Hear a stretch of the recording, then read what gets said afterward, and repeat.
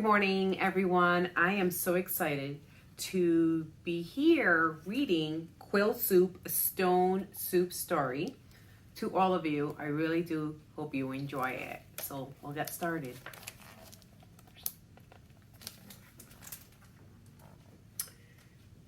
Noko the porcupine was hungry and tired. He'd been traveling through the valley of thousands hills and hadn't eaten for days. He saw a small village ahead, and his spirits lifted. Food and shelter at last, he thought. Meanwhile, in the village, the animals caught sight of Noko. "There's a stranger coming," squeaked Monkey. "Quick, run to your homes," shouted Meerkat.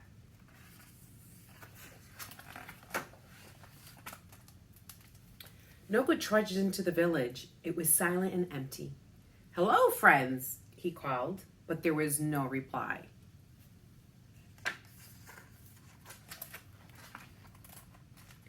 Noko went to the first house and tapped on the door. "Yes?" asked Warthog. "I've traveled a long way and I'm very hungry," said Noko. "Do you have anything I can eat?" Warthog shook her big head. "I'm sorry," she replied.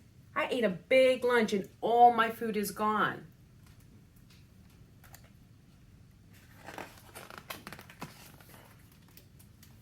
Noko knocked on the next house. "How can I help?" asked Rabbit. "Please, I need some food," said Noko. "So do I," Rabbit exclaimed. "My greedy brother came to visit and ate all my food. I have nothing left."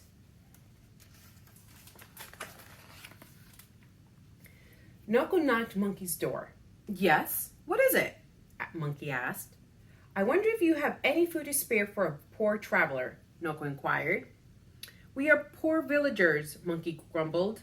"We don't have any spare food." So Noko went to Aardvark's house, and Meerkat's house, and Penguin's house. But he came away hungry. All of them said they didn't have any food. By this time, Noko was very tired and very hungry indeed. But his brain was as sharp as the quills on his back. He could see from the villagers sleek coats and rounded bellies that were lying. He knew they had food. He was going to get some. He sat and thought, and after a while, he came up with a plan. "I wonder if I might have a little fire and a little large pot of water," he asked the villagers. "Of course," they replied. They couldn't refuse him that. Noko put the pot on the fire so the water could boil.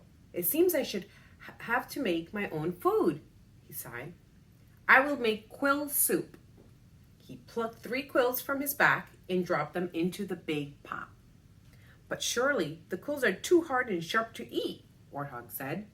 "Wait and see. Soon they will soften and release flavor to make a delicious soup," Noko explained. He bent over the pot and dipped a paw. He licked his paw and nodded. Tasty, he said. "Just how His Majesty likes it."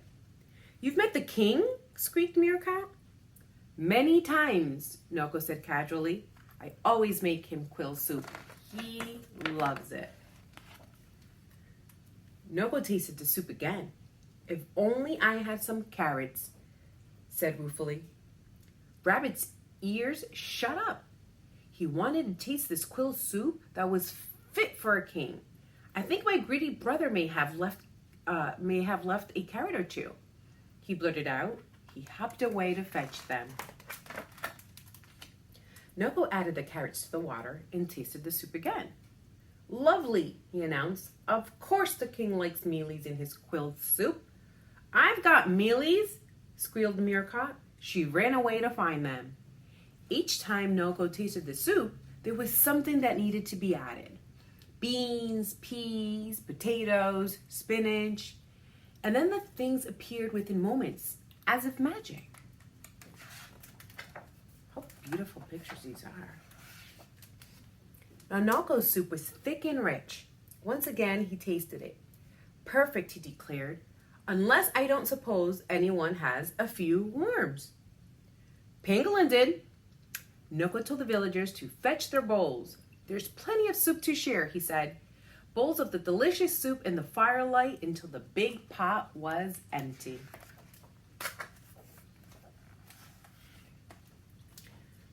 Noko sat back, looked up at the stars, and yawned. I wonder if you might have a hole where I could sleep, he asked. A hole? Cried Monkey. For someone who has cooked delicious quill soup for the king? And who has the generosity to share the soup with strangers? Piped in Aardvark. No, my friend, said Monkey. You, Noko, shall have the very best bed in my house. You're too kind, Noko smiled.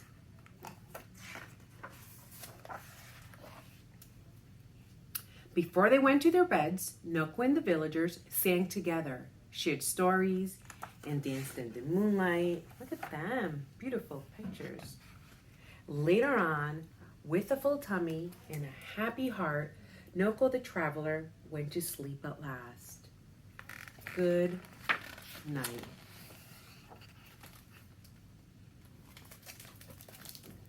Hope you all enjoyed it. This is a beautiful story full of beautiful, colorful pictures. Quill Soup, a stone soup story.